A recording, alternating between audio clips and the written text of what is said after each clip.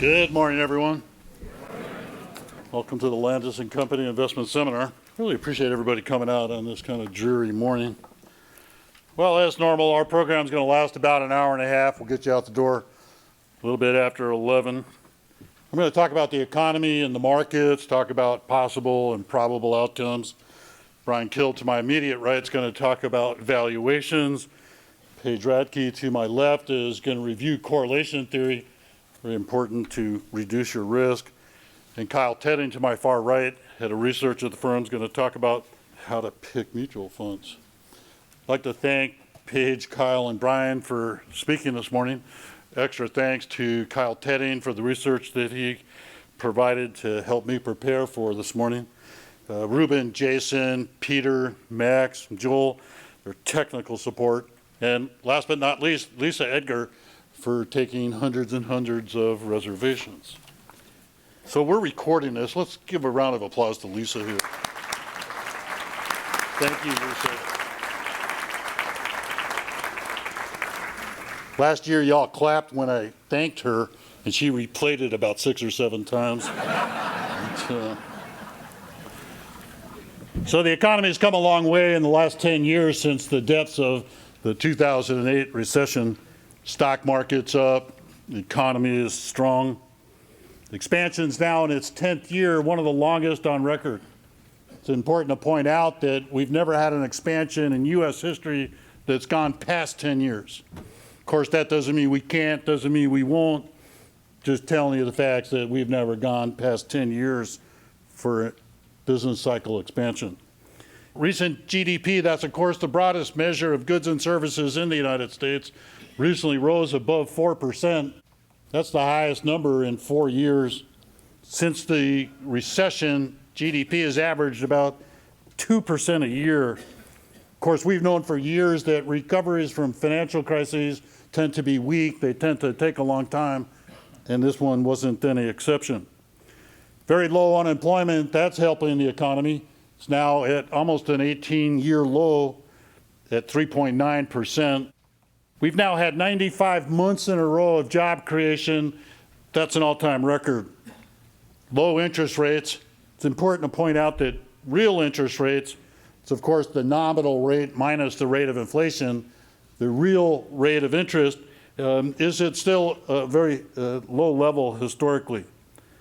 Contained inflation. So people have been telling me for the better part of 9 years that inflation has to go up. I heard it every time the government launched quantitative easing, QE1, QE2, QE3. I heard it during the launching of the TARP program. Everybody kept saying, well, inflation's got to go up. No, it doesn't. So inflation has been very contained, and it's allowed this expansion to continue. So not too hot, not too cold, give or take just about right. The Fed's favorite gauge for inflation is known as the Personal Consumption Expenditure Index. There's a mouthful. It's inside the GDP report that comes out every 90 days that the government releases. So if you look at this chart, you see on the left-hand side the late 70s and early 80s. Economists are now realizing that that wasn't anywhere close to the norm. Those were outlier years. Remember, in the early 70s, the Arabs stuck it to us, quadrupled the price of oil. A year later, they doubled it again, created a period of stagflation, very difficult to get out of. 1980, Paul Volcker, Ronald Reagan, very famous. If not now, when? If not us, whom? They broke the back of inflation and saved the country. But here's the point. The last 10 years, inflation has averaged less than 2%. So, and mostly below 2% for the last 20 years. Got it? Inflation's a non-event, at least for now. Here's one that's got the economists puzzled. You're looking at here's wage growth and unemployment. The orange line is the unemployment rate. The blue line is wage growth. So on the left-hand side of the chart, look up from 81 to 82. You can see the orange line going up, so that means unemployment's going up. And the blue line's going down, meaning wages are going down, wage growth. That's normally how it works, right? Look at 1990, right in the middle of the slide. Orange line's going up, the blue line's going down.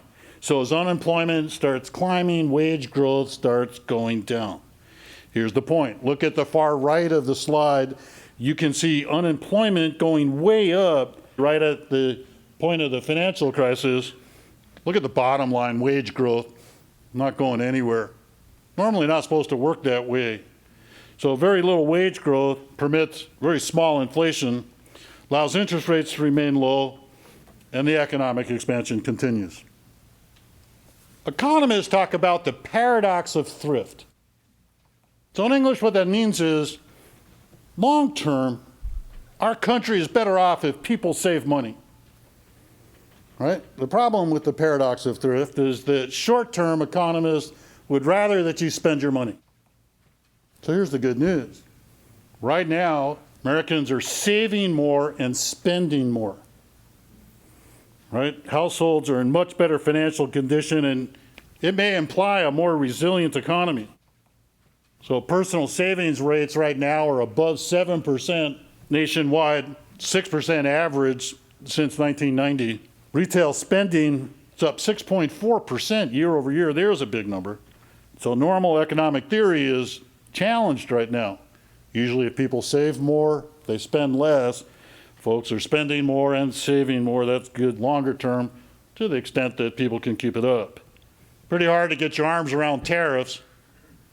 We noticed during the last earnings announcement season, the end of the second quarter, the vast majority of companies that do issue guidance, the number keeps going down, but the ones that do issue guidance after they announce their earnings, majority of them worried about the effect of tariffs moving forward. So the tariffs that have been announced so far, the economists think will reduce GDP by about 0.5%. The exports are only 8% of the U.S. economy. Could cause problems in other countries that do significant trade with the United States, potentially causing a global slowdown. In U.S. history, we've never had a recession that started outside our borders. Again, that doesn't mean it can't happen or it won't happen, but we've never had a recession in this country that started overseas. So the point is, it's hard to find problems in the economy. Time to be careful, because I think some dark clouds are going to start showing up on the horizon at some point, and we're better off being prepared. Of course, we all realize that the expansion at some point in time is going to end. The question is, when, and what's going to cause it? So I'm going to do my best this morning to explain what I think are some of the possibilities and to try to ballpark the timing of it. Having studied economics and political science, I can tell you that forecasting is tricky. If the world doesn't change, I can tell you dead on how it's going to play out. But to try to forecast based on the uncertain political climate and the uncertainties of the emerging markets right now, the crystal ball is even foggier than it normally is. Most of you know that the majority of recessions in our lifetimes were caused by inflation. History shows that economic cycles have fairly consistent patterns leading up to a recession. The labor market goes from cool to hot. Monetary policy goes from loose to tight. So the vast majority of recessions in the United States were caused by the Fed raising interest rates to reduce the rate of inflation. They solved that problem, but they put us into a recession temporarily. People like us tend to obsess about the inflation rate halfway through a cycle because we know the majority of recessions have been caused by inflation and higher interest rates, except the last two downturns. Okay, past two downturns were caused by excesses in the financial markets, not inflation. 2001, of course, the collapse of the tech stocks. 2007, the collapse in housing and the implosion of mortgage-backed securities. A number of you have read articles recently about the yield curve. Pretty easy to explain. You do an X and a Y axis, interest rates over time. Usually yields go up the further out you go the yield curve in maturities, right? X and a Y axis. So my left hand is short-term rates, my right hand are the intermediate rates. Basically what's been going on is the Fed's raised the overnight rate 6 times. right? And the 10-year Treasury hasn't gone much anywhere. So the yield curve is flattening. And it's very predictive. Okay, the yield curve right now tells you a couple things. Number one, tells you nobody's worried about inflation longer term. Number two, the yield curve is telling you that no one's forecasting strong economic growth to continue. And here's the problem. When the yield curve inverts, meaning that the 2-year Treasury yield gets above the 10-year Treasury, in almost all cases we go into recession. Right now, the gap between the 2-year and the 10-year is less than 20 basis points, less than 0.25%. Normally, it averages about 1.25%. So there are a couple of things that folks like us cringe at when we hear people on Wall Street. One is, trust me. The other is, this time it's different. Right? Usually things aren't different, but this time truly could be different. In my opinion, there's little chance of the yield on the 10-year rising when interest rates in Germany and Japan are way below the yield on the 10-year Treasury.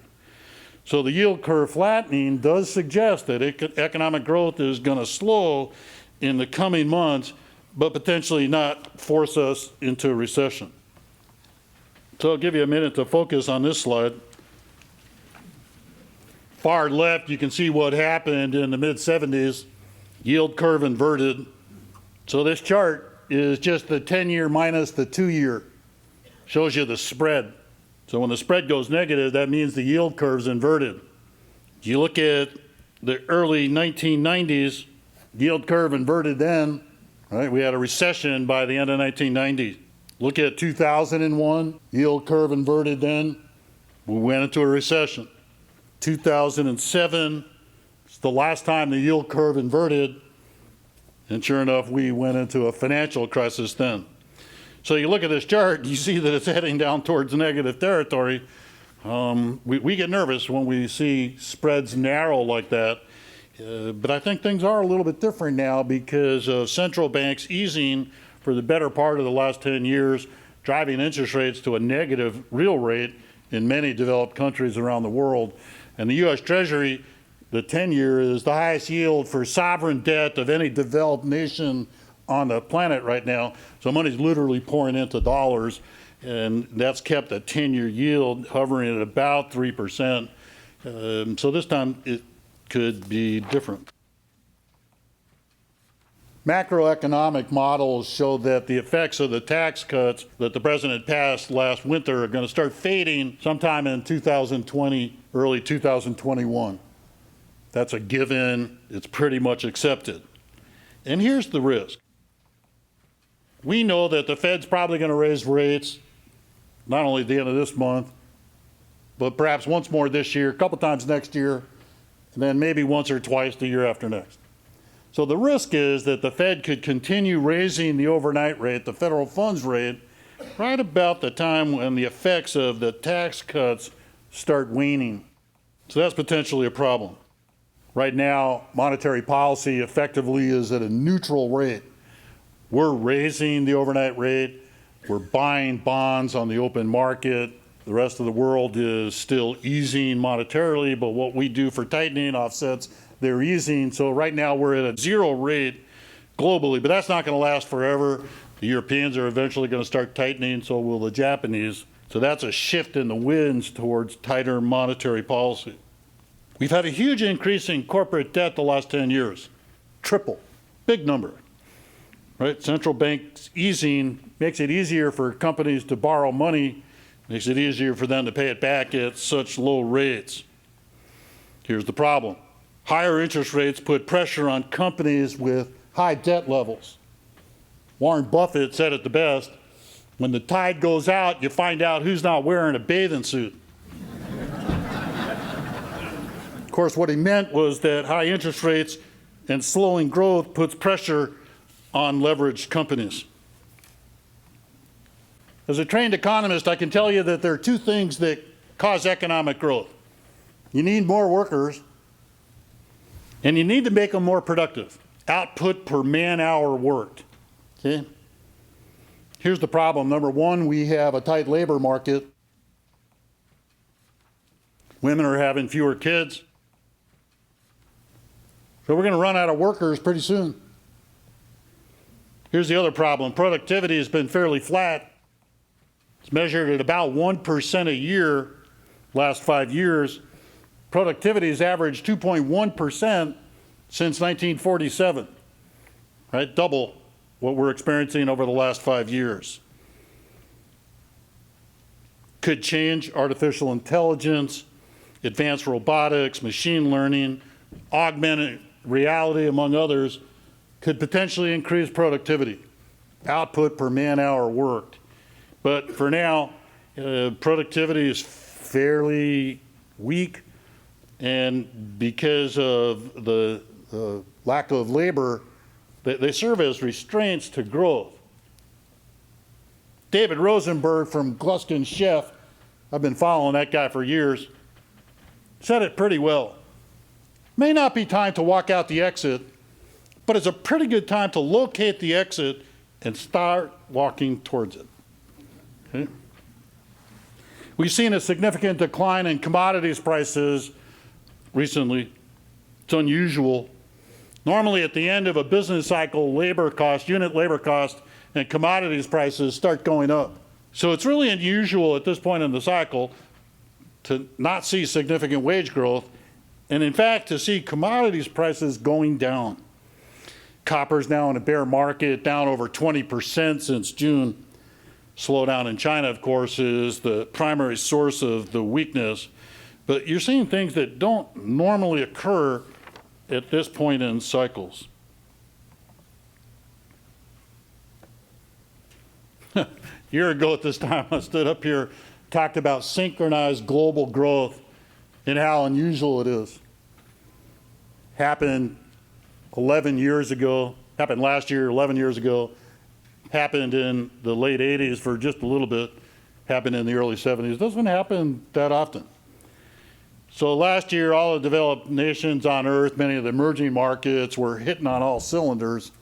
And that's the best of all worlds, folks, is when everybody's doing well. So synchronized global growth came to an abrupt end with the trade conflict.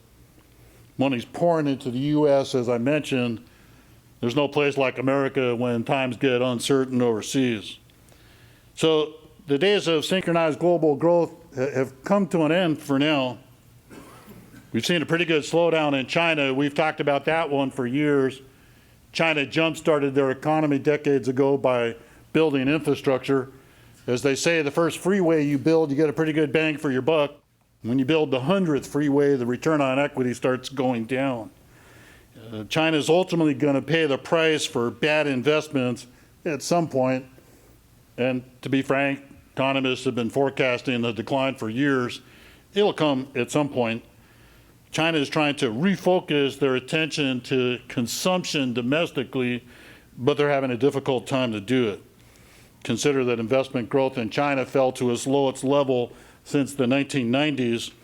Bond defaults are on the rise, slower than expected factory, consumer spending, and retail sales. And then for my frame of reference, I can tell you their currency is down 9% just in the last 6 months, and that their stock market, as of yesterday, fell to its lowest level since 2014.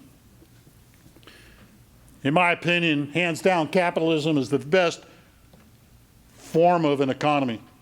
Second place, not even close. You can't allow the state to dictate where money goes. If left unrestricted, money will migrate to its highest and best use. That's what we have in the United States. Can get chaotic sometimes, can get volatile at times. But the problem in China, of course, is the state tries to direct the capital. How do they know? You got to let the market decide. So ultimately, at some point in time, the market will decide the allocation of resources in China, and they're going to be in for a rude awakening. Not going to happen tomorrow or the next day. They've got a lot of things that we don't have. Control over the currency is one. But it ultimately will force them to pay the price. Here's a chart that says it all. Charts out GDP for China. Many of us ignore the official data coming out of China. I suspect their own leadership doesn't believe their numbers. But the point is, Look at the trend. 05, 06, 07, GDP was gigantic in China. And now the official numbers are under 7. Most folks in the West think GDP in China is below 4% now. So that's the tail wagging the emerging market dog here, if you will. So I said synchronized global growth came about because of a weaker dollar last year, and things changed abruptly. So the stronger dollar has created significant problems for many countries overseas. Since the financial crisis, many emerging markets started borrowing in dollar terms, not local currencies. Well, that works out good till it doesn't. When the dollar starts strengthening, you got to pay more money back in dollar terms. So let's say you live in Malaysia and you make whatever they make in Malaysia and you borrowed $1 million in dollars. Problem number one is your currency has fallen 20% against the dollar. So you effectively owe $1.2 million, not $1 million, because you got to pay it back in dollars, not local currency. That's strike one. Strike two is whatever it is you make in Malaysia, you're probably sticking it on a boat and selling it to China. Strike two is they're not calling you as much as they used to. So much of the emerging world is suffering from huge dollar-denominated debts. Turkey, Hungary, Argentina, Poland, Chile, all have very large amounts of debt denominated in dollars. Dollars up 8% this year against a basket of overseas currencies. Folks, that's a lot in a relatively short period of time. So we've effectively uncoupled from much of the rest of the world. You know, the question is, how long can we go where we're doing really well and the rest of the world isn't? Uncoupling can last a fairly long time, but to the extent that 44% of the earnings of the S&P 500 come from outside the United States, a global slowdown at some point will affect U.S. earnings. You get an idea of developing market currencies against the dollar. Look at the Turkish lira. Boy, those folks are in a pile of trouble. So that's the red line on the screen, down 40% this year. Okay, that's a problem. So again, you are in Istanbul, you borrowed $1 million to do whatever. You owe $1.4 million right now to the bankers, and your economy's in a tailspin. Brazil, Argentina, even in India, right? Indian currency is down 10%. They do a lot of dollar-denominated debt. So against this backdrop of weakness overseas, you have a strong U.S. economy and stocks hitting record highs recently. S&P 500, NASDAQ, Dow's now just a couple hundred points from the all-time high that we said a little bit ago. As of the end of August, this became the longest bull market in U.S. history. Good fundamentals, strong corporate profits. It's unbelievable to see that earnings are up 23% this year, they think. That's a big number. Revenue growth at 9%, top line growth, as they say, that's above average. Long-term average is 7%. So it's not just the tax bill that's helped earnings this year, it's above average revenue growth, top line growth, that's also contributing. I think it's pretty obvious that much of the good news about the economy is now more than priced into the markets. Valuations are a little bit above average, but strong earnings means that stocks are less expensive now than they were at the beginning of the year. So consider what we all call compression of the multiples. Right, English, what that means is earnings are up 23% this year, they think. The stock market's up 9%. So forward PEs, looking forward, not backwards, forward PEs have gone down from 19 to a little over 16. Significant compression of the forward multiples. And the point is, the forward PE now is just a tad above the long-term average. So earlier in the year, I was compelled to tell folks that, yeah, stocks are a little on the pricey side. And now I get to stand up and say it's just a little bit above average. Here's one that doesn't get a lot of attention is profit margins. Again, this is unusual at this point in the cycle. Typically margins get squeezed because you're paying more for labor, you're paying more for raw material, you're paying way more to add capacity. Not this time around. Margins are at 11.7 cents on the dollar. That's a big number, folks. We marveled 2-3 years ago when the margins hit 10%, because that was a high number, and now they're 17% higher than they were just a couple of years ago. So this is pretty easy to explain. When margins go up, companies tend to keep more of the money, so that's helping to fuel a nice increase in earnings as well. It's unusual to see this at this point in the cycle. Normally margins get squeezed. So this just shows the earnings for the S&P 500. Gets a little challenging to forecast out a couple of years. This comes from Thomson Reuters. So this year, as we head towards the beginning of the fourth quarter, the numbers are kind of baked into the cake, as they say. They think the S&P is going to earn $162. You divide that into the S&P, you get an earnings yield of 6.2%.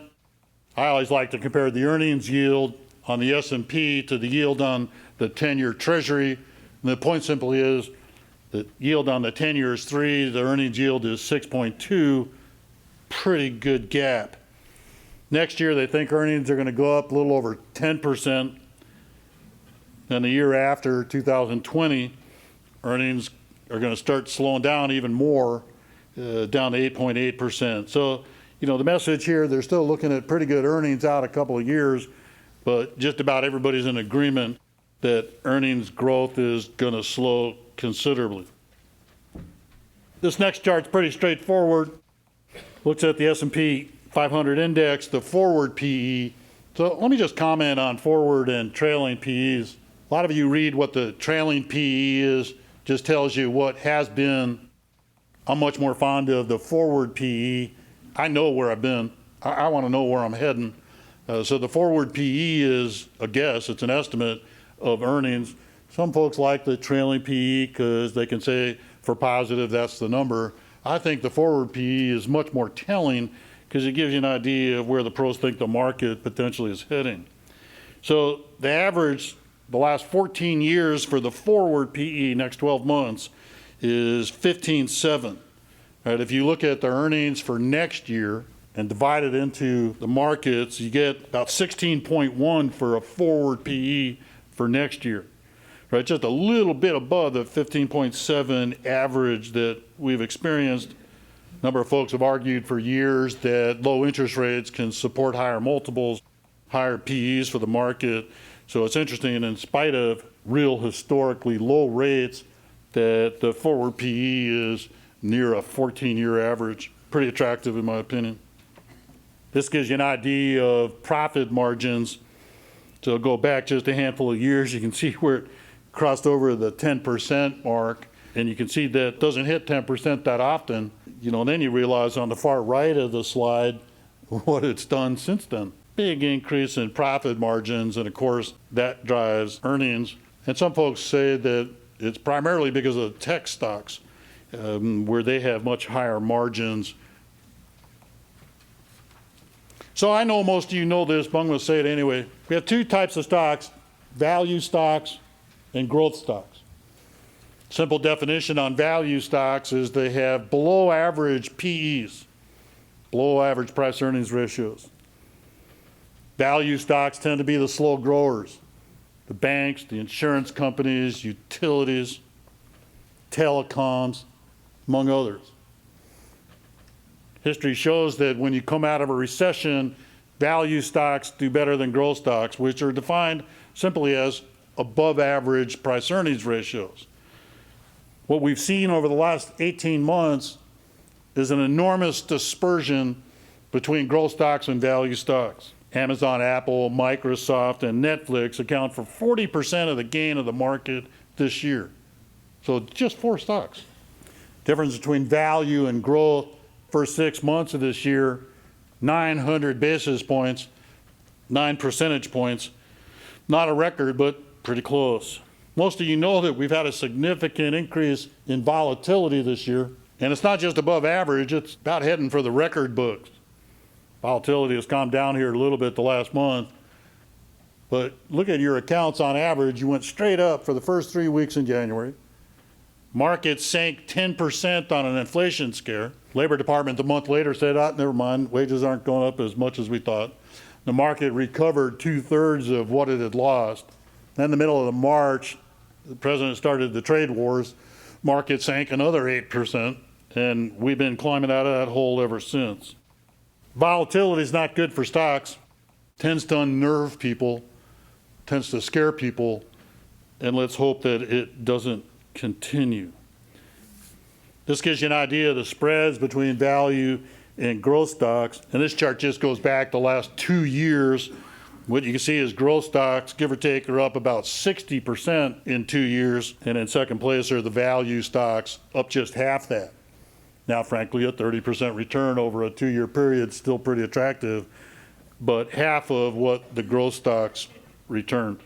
Not to beat this point to death, but you get an idea, not just in the large caps, the mid caps, but also in the small caps, the dispersion between the different asset classes. Look at the large caps where many of you have your money. Large cap growth up over 16%, large value up less than 4% year to date. Now, to be clear, it's common and usual for growth to outperform value at this late stage in the cycle. You don't get growth as a given, you got to pay extra for growth, so money normally migrates to the growth stocks. Here's the problem that we have as managers. We can't put all your money in growth stocks. Know why? Growth stocks sink like rocks when the markets go down. Got the concept? So we've overweighted many of your accounts towards growth. Frankly, you have to make money right now. But there's a limit to my enthusiasm to how much money I want to put in growth.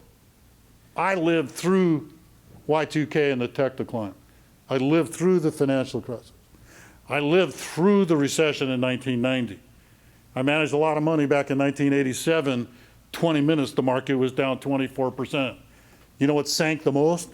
Yep, you got it, growth stocks. So there's a limit to our enthusiasm. I used to give whole lectures on the subject of the tortoise versus the hare. A lot of wisdom in that one. A lot of people for the first time come into my office and want to bet on some fast rabbit, and I'm compelled to say, hey, hold it.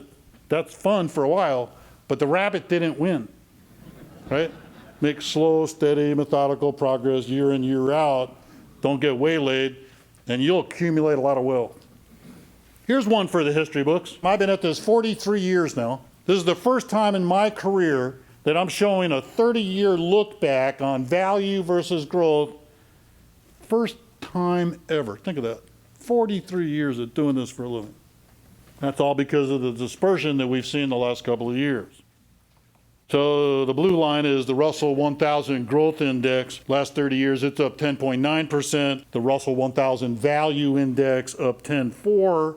At the firm, when we first saw this chart, we of course argued that, well, when you factor in risk, not just looking at the absolute returns, I'd rather have 10.4 on value, where I'm getting a much smoother ride, compared to the 10.9 on growth, where your money's doing this.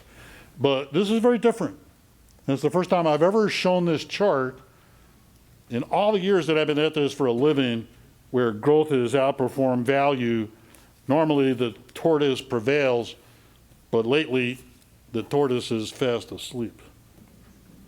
I don't want to steal Brian's thunder, but just a couple of points quickly on valuations. When you buy a stock, what you're buying is a future income stream. And when interest rates go up, you have to discount that future cash flow by a bigger number, affecting valuations. Earnings and interest rates drive stock prices. We all know that long term. Brian's going to add a third here, which I find very interesting, which is earnings, interest rates, and yes, valuations. Going to switch overseas just for a few minutes. Long term, hands down, no ifs, ands, doubts, or buts. The emerging markets are my favorite long-term asset class. Here's the problem. It's hard to fight a stronger dollar. Until the dollar levels off and potentially starts weakening, the emerging markets are going to find it extremely challenging to pay back dollar-denominated debt. Look at the difference in the returns. U.S. stocks over the last 9 years are up 320%. Europe's up 64%. Not even close. Japan, all right, they finally came awake after their 20-year slumber. They're up 200%. Emerging markets up 150%. But nobody comes close to touching the returns in the United States. Here's why. We were smart enough as a country to respond fairly quickly to the financial crisis. TARP, quantitative easing, among other measures. But there's now this huge divergence between what's going on in America and the rest of the world. You see it in their GDP numbers, you see it in their equity returns. One of the explanations, of course, besides we responded quicker to the financial crisis, I keep thinking of Mario Draghi, who was running the European Central Bank, kept telling everybody for years, yeah, I'm going to do whatever it takes, and then he sat on his hands. U.S. benefited by the big rise in tech stocks. Tech is now 27% of the S&P 500. Consider that of the listed stocks in Europe, tech is only 5%. Ironically, the international stocks were one of the best asset classes last year when the dollar weakened temporarily. And now they're flat to negative this year because primarily of the stronger dollar. You're that little minnow swimming up Niagara Falls. It's tough to make money overseas when the dollar is strengthening. And until the Fed stops raising rates and until European Central Bank, Bank of Japan, Bank of China start raising their rates, the dollar's got nowhere to go but up. This gives you a sense of the Morgan Stanley Capital International Indices. This one goes to about 5.5 years ago, the beginning of 2013. Developed markets were up 81% over that time period. The emerging markets up hardly even 15%. So that's a huge spread on money, folks, over a 5-year, 8-month period of time. This next one's kind of a temperature chart of the globe. Anything in blue is considered undervalued. You know, look at this hemisphere, Mexico, arguably undervalued. They're having problems with the stronger dollar. Brazil, the biggest economy in Latin America, they're experiencing significant problems. But they're theoretically undervalued. You switch over to Europe, some of the Baltic states are arguably undervalued. China is, South Africa is somewhat undervalued. But globally, there just aren't that many deals out there except for some of the emerging markets. Cheap doesn't mean a time to buy. Cheap just means cheap. So the idea is you want to buy at attractive values with the hopes that they go up and you don't have to wait an eternity. The two things that we consistently hear from bond managers are, number one, keep your duration short, and number two, stick with quality. So I want to spend a little bit of time this morning going over each of those. Many of you have average durations in your bond portfolios of 3 to 4 years. And here's the point. As I mentioned a bit ago, we think that the Fed, as do many, will raise a couple of more times this year, a couple more times next year, maybe 1 or 2 times a year after next. So the trick is to have a whole lot of your bond money roll over at the point you think the Fed is done raising rates. Okay, now what I just said is harder than it sounds. But you have to make an attempt to figure out where do you think rates are going to peak out and when do you think they're going to peak out. So the way I do the calculation, I want to have a whole lot of my money roll over in about 3 years. Okay? Now I could be off a year, give or take there. But common sense tells you not to go out 9 years, 10 years, or longer. You also can't go too short because you're not going to have much to live on. So I think in the 3, 3.5, 4 year duration range, we're pretty much right on the money. Next point is quality. In a bit, I'm going to show you a slide on high yield. But more and more investors have been going to lower quality because it pays more. Now, those of us with really good memories can tell you that lower quality bonds, or we call them junk bonds, lost 1/4 to 1/3 of their value in the financial crisis. And this is your safe money we're talking about here. Okay? So it boggles my mind that investors will migrate to trades where the yields are 4%, might get 2.8% on a 2-year treasury note. So why on earth would you buy a junk bond fund that yields in the 4s, where your upside is a couple percent more than treasuries, your downside's gigantic? So that's a lopsided trade the way we see it, and you're just not being paid to take the risk. So don't. Fed's halfway through, maybe a little bit more halfway through raising rates. I've explained that. The goal line keeps changing, which is interesting because the inflation numbers are relatively mild. Most of the pros think that the overnight rate's going to peak out somewhere around 2 3/4 to 3, maybe 3 1/4. So we're already at 1 3/4 to 2. So they don't have that far to go. We've had 6 interest rate tightenings. Art Rothschild on my staff the other morning at our brokers meeting correctly pointed out that the markets have clearly digested 6 rate increases. It's kind of gone like this.